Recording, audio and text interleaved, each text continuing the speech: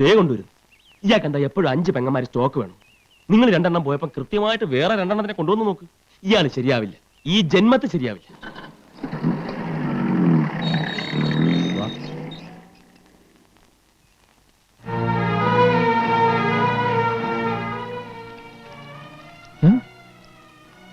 ഇതെന്താണിത്? എല്ലാവരും വരി വരിക. ഓ, എവിടെല്ലാരും? അത് അവരിപ്പോ ചിലപ്പോ അകത്തു വരുന്ന പഠിക്കായിരിക്കും അല്ലേ? ഗായത്രി, തുളസി, എടി അമ്പിളി, ഇന്ന് മുതൽ ഇതാണ് നിങ്ങളുടെ വീട്, അല്ല നമ്മുടെ വീട്. ഇവിടെ നിങ്ങൾക്ക് ഈ ഏട്ടനുണ്ട്, ഗായത്രി ചേച്ചിയുണ്ട്, തുളസി ചേച്ചിയുണ്ട്, അമ്പിളി ചേച്ചിയുണ്ട്, പിന്നെ നിങ്ങളുടെ കാര്യങ്ങളൊക്കെ നോക്കാൻ ഈ പോത്തുണ്ട് സത്യപാലൻ, പിന്നെ എന്റെ അമ്മ ഭാർഗവമ്മയുണ്ട്. എടി ഗായത്രി,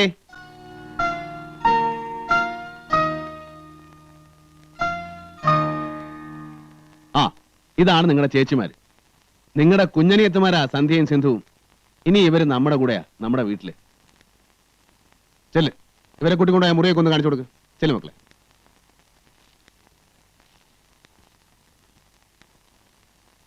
സത്യവല, അപ്പുറത്തുണ്ട് ഏതേലും മുറി കാണിച്ചു കൊടുത്തര്. വാ.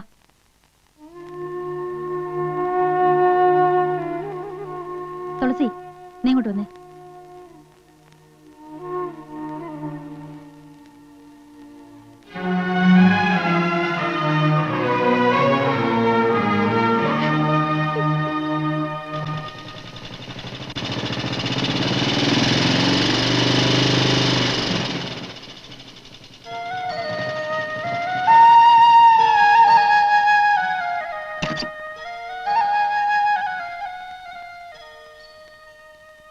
എന്താ എന്താ ഞങ്ങൾ പൊക്കോളാം വലിയേട്ട,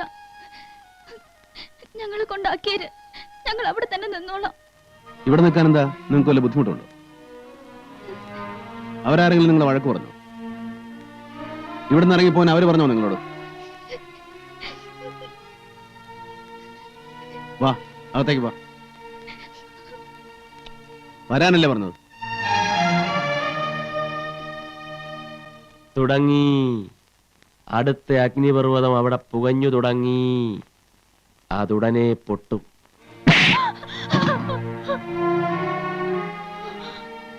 ഞാൻ പറഞ്ഞു അവരോടത് ഇനി ഞാൻ പറയും. മാധവേട്ടൻ ഞങ്ങളുടെയാ, ഞങ്ങളുടെ മാത്രം.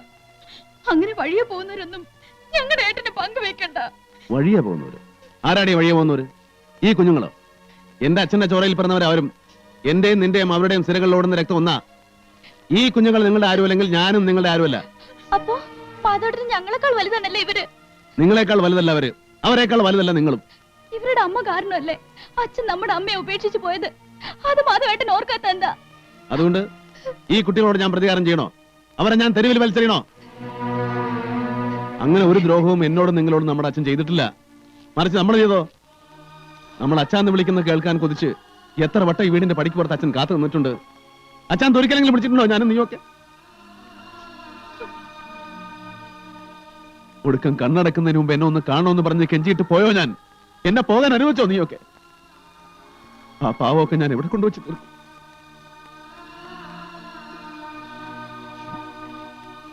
ചെല്ല്, നീ ആ ബാഗ് കൊണ്ട് മുറിയിൽ വെക്ക്. ഇനി നിങ്ങളോട് ആരും ഇവിടെ നിന്ന് പോകാൻ പറയില്ല. അങ്ങനെ പോകാൻ പറയുന്നവരാരും ഇനി വീട്ടിലുണ്ടാവില്ല.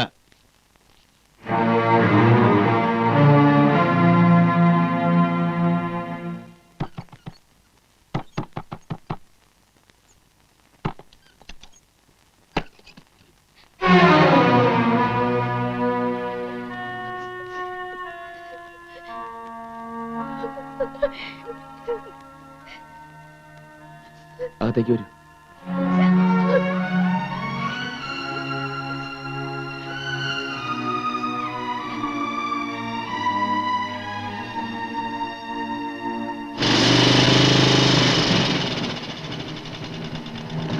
ഞങ്ങളാവുന്നത് പറഞ്ഞിട്ടും തടഞ്ഞിട്ടും ഒന്നും ആ കുട്ടികൾ നിന്നില്ല മാധവൻകുട്ടി. അവര് തന്നിഷ്ടത്തിന് ഇറങ്ങിപ്പോക്കളഞ്ഞു.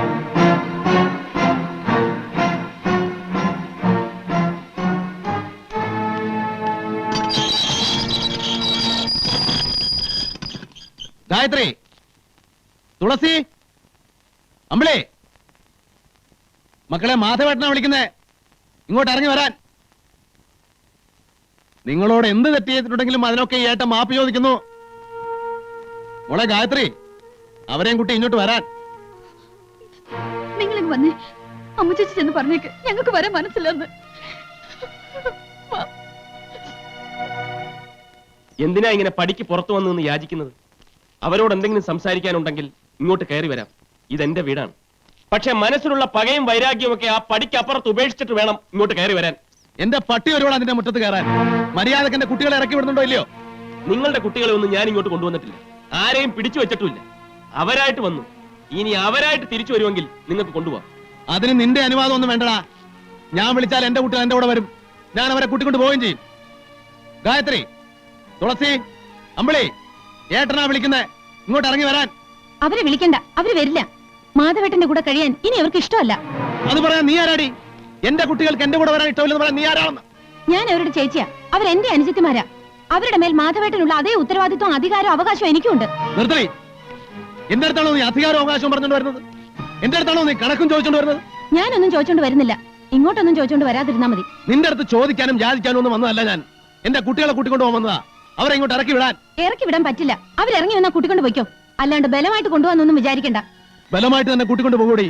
എന്റെ കുട്ടികളെ ഞാൻ ബലമായിട്ട് തന്നെ കൂട്ടിക്കൊണ്ട് പോകും. നിക്കണം. അതൊക്കെ ആ പടിക്ക് അപ്പുറത്ത് മതി.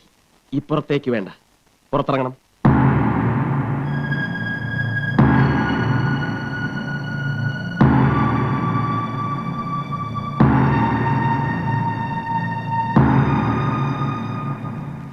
വിട്ടുതരില്ല. എന്റെ കുട്ടികളെ ഞാൻ ആർക്കും വിട്ടുതരില്ല. എന്റെ എല്ലാമാണ് അവര്. അവരില്ലാണ്ട് ഒരു നിമിഷം പോലും ഞാൻ കഴിഞ്ഞിട്ടില്ല. അവരില്ലാണ്ട് ഒരു ജീവിതം എനിക്കില്ല. ഒരുപാട് തവണ ഞാൻ സഹിച്ചു. എന്റെ അച്ഛന്റെ മരണത്തിന് പിന്നിൽ നീയാണെന്ന് അറിഞ്ഞിട്ട് പോലും നിന്നെ ഞാൻ വെറുതെ വിട്ടത് ഇവിടെ കരുതിയിട്ടാ. എന്റെ ഈ പെങ്ങള് വിധവയായി പോകുന്ന കരുതിയിട്ടാ. ഇനി അതും ഞാൻ ചെയ്യും. 24 മണിക്കൂറൊക്കെ എന്റെ കുട്ടികളെ നീ തിരിച്ചു തന്നില്ലെങ്കിൽ അതും ഞാൻ ചെയ്യും.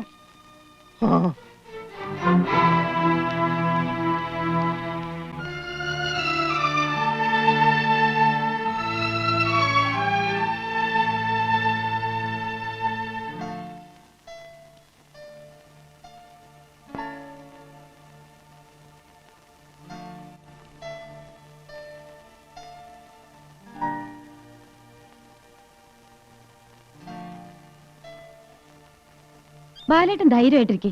ഇനി എന്ത് വന്നാലും ശരി, ഗായത്രി, അമ്പിളിയും തുളസിയും നമ്മൾ വിട്ടുകൊടുക്കാൻ പോകുന്നില്ല. മാധവേട്ടൻ എന്താന്ന് വെച്ചാ ചെയ്യട്ടെ. എന്ത് ചെയ്യാൻ? ഞങ്ങൾ പോകുന്നില്ലെന്ന് പറഞ്ഞാൽ പോകുന്നില്ല. ഇനി ബലമായിട്ട് കൊണ്ടുപോകാനാണെങ്കിൽ കോടതിയിലും പോലീസിന്റെ സഹായം തേടണം. അത്ര തന്നെ. അങ്ങനെ സഹായം തേടേണ്ടിയിരുന്നത് ഇപ്പോഴല്ല ഗായത്രി, കുറെ മുമ്പാ. കൃത്യമായിട്ട് പറഞ്ഞ 16 വർഷം മുമ്പ്. പള്ളിക്കുടത്തിൽ പഠിക്കുന്ന മാധവൻകുട്ടി എന്ന കൊച്ചു പയ്യന്റെ കയ്യിൽ ഈ നിൽക്കുന്ന അമ്പിളിയെ പ്രസവിച്ചിട്ടിട്ട് നിങ്ങളുടെ അമ്മ പോയില്ലേ അന്ന്. അതിനു മുമ്പ് നിങ്ങളെല്ലാം ഉപേക്ഷിച്ച് നിങ്ങളുടെ അച്ഛൻ പടിയിറങ്ങി പോയില്ലേ അന്ന്. ഒരാളും ഉണ്ടായിരുന്നില്ലല്ലോ അന്നൊന്നും നിങ്ങളെ സഹായിക്കാനും സംരക്ഷിക്കാനും. ഇപ്പൊ പോലീസ് വേണം, കോടതി വേണം. ആ ഏട്ടനിൽ നിന്ന് നിങ്ങൾക്കൊക്കെ സംരക്ഷണം വേണം.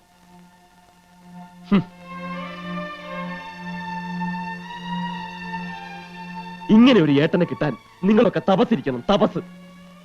നിങ്ങൾക്ക് വേണ്ടി അല്ലാതെ ഒരു നിമിഷം അയാൾ ജീവിച്ചിട്ടുണ്ടോ? അയാൾക്കൊരു ഭാര്യ വേണം, കുടുംബം വേണം, കുട്ടികൾ വേണം എന്നൊരിക്കലെങ്കിലും അയാൾ ചിന്തിച്ചിട്ടുണ്ടോ? നശിക്കുകയാണ് മനുഷ്യൻ. നിങ്ങൾക്ക് വേണ്ടി സ്വന്തം ജീവിതം നശിപ്പിക്കുകയാണ് മനുഷ്യൻ.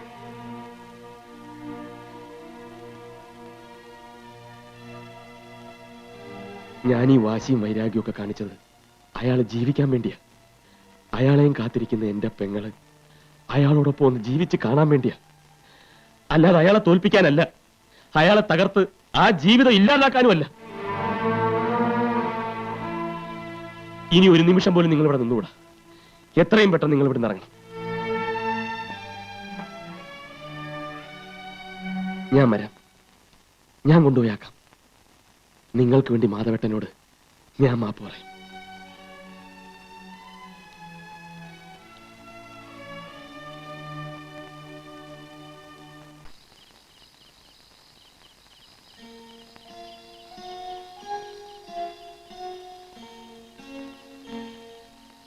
മാധവേട്ടൻ ഇല്ലേ ഇവിടെ?